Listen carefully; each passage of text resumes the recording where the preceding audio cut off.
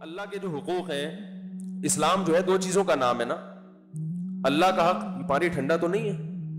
دو قسم کے حق ہیں، ایک ہے اللہ کا حق اور ایک ہے مخلوق کا حق. مخلوق میں جانوروں کے بھی حقوق ہیں اور انسانوں کے بھی. تو جانور کے حق کی زیادہ ویلیو ہے یا انسان کی؟ بولو بھائی. انسان. پھر انسان میں جو حق ہے وہ رشتہ داروں کا حق ہے پہلے یا غیر رشتہ داروں کا؟ رشتہ داروں کا. پھر رشتہ داروں میں جو کمزور ہیں ان کا حق زیادہ ہے یا جو کمزور نہیں ہے ان کا زیادہ ہے؟ یقیناً کمزور کا. اور کمزوروں میں جو سب سے بڑا کمزور جس کو اللہ نے قرار دیا ہے، جو بالکل قسمہ پرسی میں زندگی گزارتا ہے، یہ وہ نابالغ بچہ ہے جس کا باپ بچپن میں فوت ہو جائے. کیونکہ باپ سے بڑی نعمت اللہ نے کوئی پیدا نہیں کی ہے. ماں مر جائے تو بھی نقصان ہے، اتنا نہیں ہے جتنا باپ کے مرنے سے ہوتا ہے. ماں سے محبت یقیناً زیادہ ملتی ہے، مگر جو سہارا ملتا ہے نا بچے کو، تربیت، سہارا، اس کی ایجوکیشن اور یہ ہر چیز، اس کی حفاظت، باپ کو پتا ہے کہ بچے پر کہاں کہاں سے نظریاتی حملہ ہو سکتا ہے، کہاں کہاں سے خراب ہو سکتا ہے یہ. اور خاص طور پر اگر وہ بیٹی ہے تو کہاں سے اس کی عزت کو خطرہ ہو سکتا ہے، اس کو کوئی بیوقوف بنا سکتا ہے. تو یہ محافظ اللہ نے کس کو بنایا؟ باپ. اس لیے کہتے ہیں نیچرل گارجن جو ہے نا وہ باپ ہے. تبھی اسلام میں میاں بیوی میں علیحدگی ہو جائے تو عورت بچپن میں تو باپ بچوں کو پال سکتی ہے، جب بچپنا ختم ہو تو شرن پھر وہ باپ کے پاس آتے ہیں. آج کل ہماری عدالتوں میں اس پر بھی عمل نہیں ہوتا.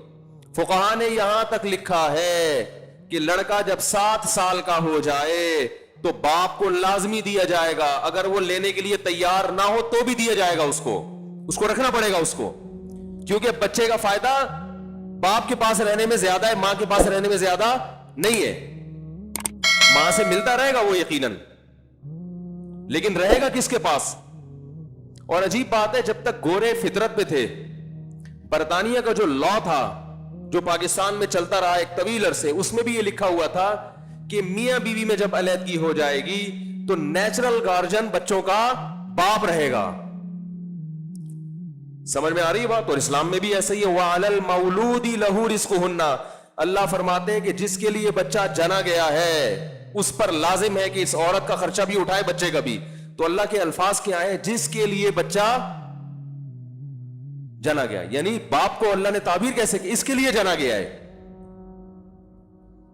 تو آج کل بہت مسئلہ خراب ہوتا ہے، لوگ ماؤں پہ ترس کھا کے کہتے ہیں نہیں بچہ ماں کے پاس رہے گا، بچپن میں رہے گا، کیونکہ بچپن میں اس کو تربیت کی اور حفاظت کی اتنی ضرورت نہیں ہے، اس کو ماں کی ممتا کی ضرورت زیادہ ہے. تو علماء نے بیان کیا ہے 7 سال کا لڑکا 7 سال تک ماں کے پاس اور لڑکی 9 سال تک. 9 سال کے بعد لڑکی کس کے پاس آئے گی؟ باپ کے پاس. اور لڑکا 7 سال کے بعد کس کے پاس آئے گا؟ باپ کے پاس. جنرل مشرف سے پہلے ہماری عدالتوں میں بھی یہی لا تھا. سمجھ رہے؟ عدالت میں جو قانون تھا وہ اسی وہی تھا. ہاں جب باپ کے پاس آئے گا تو ماں سے ملتا رہے گا، ہفتے میں 1 دن ماں کے پاس رات بھی گزارے گا. سمجھ رہے؟ ملنے سے کوئی نہیں روک سکتا، لیکن مستقل بنیادوں پہ رہے گا کس کے پاس؟ کیونکہ بچے کا فائدہ اس میں باپ کو حق نہیں دیا جا رہا، بچے کو دیا جا رہا ہے کہ اب بچے کا فائدہ جب بڑا ہو رہا ہے تو باپ کے پاس رہنے میں زیادہ ہے. وہ تربیت کرے گا، اخلاق سکھائے گا، اس کو اس کی حفاظت کرے گا، اس کو بزنس سکھائے گا، ایجوکیشن میں دیکھے گا کہ اس کو کس قسم کی ایجوکیشن دینی چاہیے.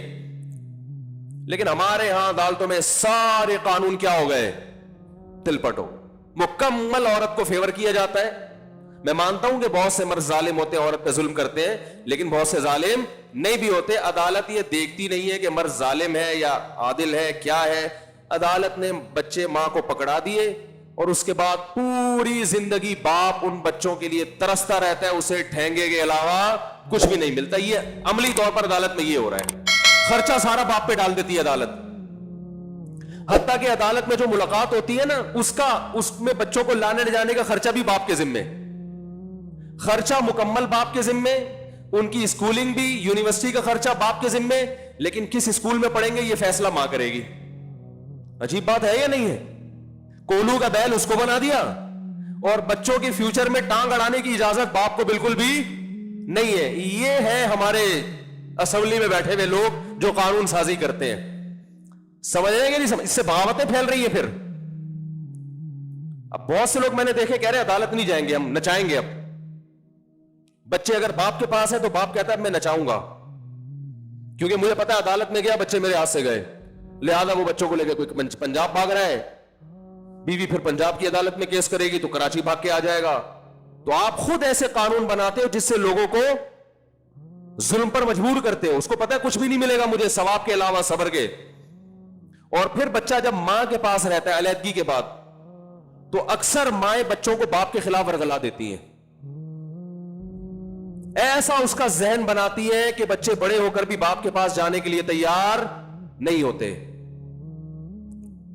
میں نے خود وکیلوں سے یہ بات سنی ہے کہ بچہ اگر باپ کے پاس رہے تو اکثر وہ ماں کے خلاف نہیں ورگلاتا، وہ اپنے اختلافات بچوں کے سامنے ذکر نہیں کرتا۔ باپ کو اللہ نے ظرف دیا ہے، انتہائی معذرت کے ساتھ جو خواتین بیان سن رہی ہیں، اکثر، سب نہیں، اکثر خواتین جب بچہ ان کے پاس رہتا ہے تو بچے کو باپ کے خلاف ذہن بنا دیتی ہیں اس کا۔ عدالتوں میں آپ وکیلوں سے پوچھیں، وکیل کہتے ہیں صبح شام یہ ہو رہا ہے، وہ صاف لفظوں میں بچے کہہ رہے ہوتے ہیں ہمارا باپ برا آدمی ہے۔ یہ کس نے سکھایا ان کو؟ یہ ماں سکھاتی ہے۔ تو اللہ کے قانون کو فالو کرو میرے بھائی۔